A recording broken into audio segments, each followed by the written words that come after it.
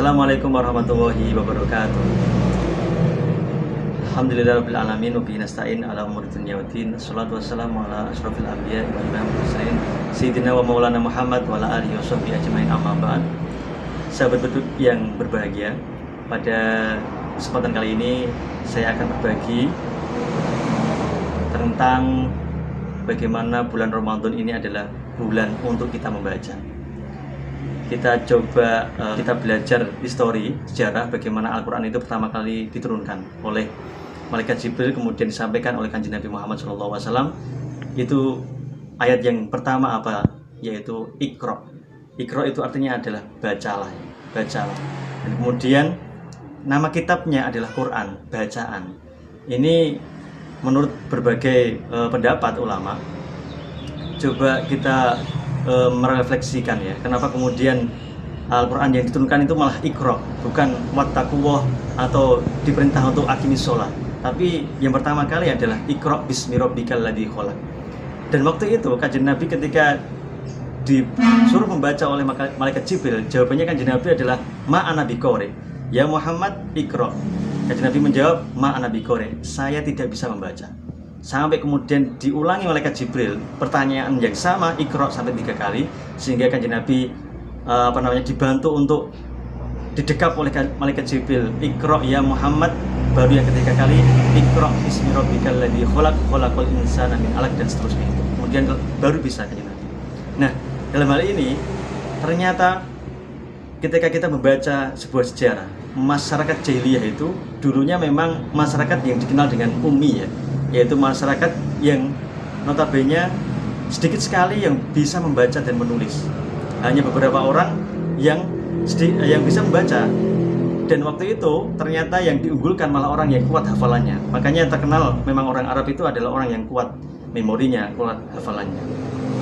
Nah, ini menjadi sebuah wacana bagi kita semua, bahwa ketika ayat yang pertama kali turun adalah Iqra, disuruh membaca, dan kita sebagai umat Muhammad SAW, maka senantiasa kita harus juga ikut sering dan cinta dengan sebuah aktivitas membaca itu sendiri. Nah, di beberapa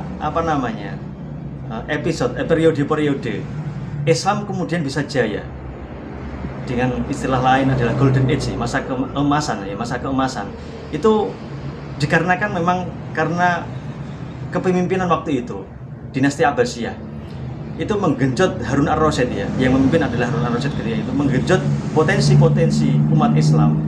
Itu disiapkan fasilitas perpustakaan waktu itu besar sekali, dan beberapa buku kitab semua disediakan di perpustakaan itu gratis untuk umat Islam membaca. Silakan. Ada kitab Yunani di situ, diterjemahkan di dalam bahasa Arab ya. Ada kitab Persia di situ, kemudian diterjemahkan di dalam bahasa Arab. Kemudian menelurkan beberapa tokoh-tokoh yang luar biasa, karena memang dari pemerintah sendiri adalah bisa memfasilitasi perpustakaan dan berbagai macam buku waktu itu, sehingga menelurkan yang disebut dengan Ibnu Sina waktu itu, kemudian Al-Khwarizmi, kemudian Ibnu Tufail.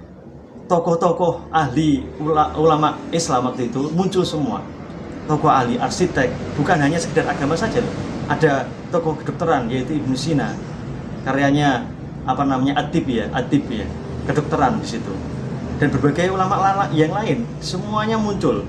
Bahkan waktu itu dalam sejarahnya orang barat justru malah yang belajar berbondong-bondong ke umat Islam.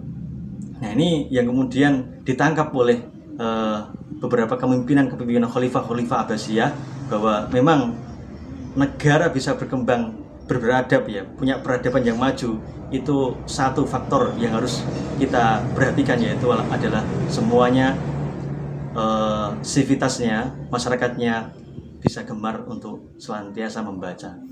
Nah, ini semua adalah tersirat ya dari Allah yang menurunkan ayat pertama itu namanya Iqra. Dan Al-Quran sendiri pun sampai detik ini banyak orang yang membaca, banyak orang yang menghafalkan, dan banyak orang yang menafsirkan, tidak berhenti. Nah, ini yang mukjizat, termasuk mukjizat Al-Quran yang kalemuh itu sendiri. Nah, mari kita senantiasa di bulan Ramadan ini, bulan dimana Al-Quran diturunkan, mari kita refleksi sejenak bahwa momentum bulan Ramadan ini adalah momentum untuk kita membaca dan membaca. Benar bahwa membaca itu adalah jendela cakrawala kita, banyak pengetahuan yang akan kita dapat. Dengan kita membaca, ternyata semakin kita menyadari bahwa kita itu malah bodoh. Semakin kita tidak membaca, kebodohan akan selalu ada di dalam diri kita. Masya Allah, mari kita ikra dan ikra. Baik engkau itu orang arsitek, baik kamu itu orang teknik, baik engkau itu orang akuntansi, tidak salah atau tidak punya alasan lagi.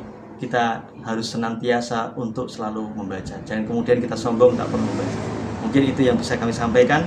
Semoga momentum bulan Ramadan ini kita bisa memotivasi kita untuk senantiasa selalu membaca dan membaca. Assalamualaikum warahmatullahi wabarakatuh.